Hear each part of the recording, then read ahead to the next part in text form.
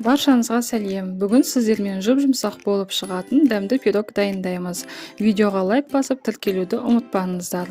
Қамырын дайындау үшін бізге ұн, қамыр қопсытқыш, майонез, жұмыртқа және де қант керек.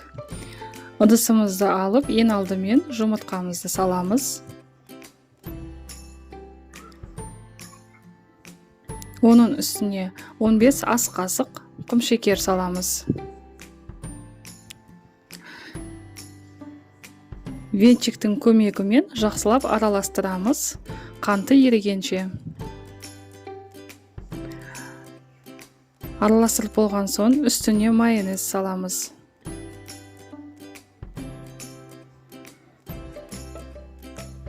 Венчиктің көмегімен жақсылап араластырамыз.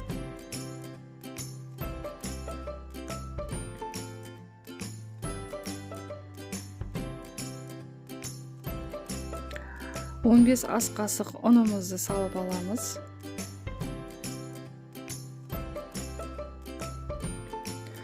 Оның үстіне 1 шай қасық қамыр қопсытқышты салып, жақсылап араластырамыз.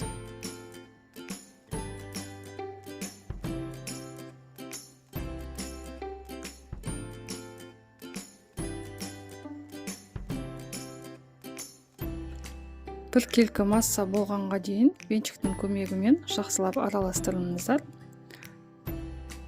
Дайын болған массаны формамызға құямыз.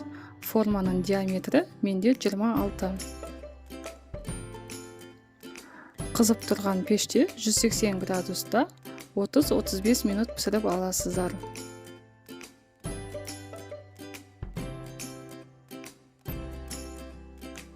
Өз қалауларыңыз бойынша үстіне грек жаңғағын немесе мейіз салсаңыздар болады.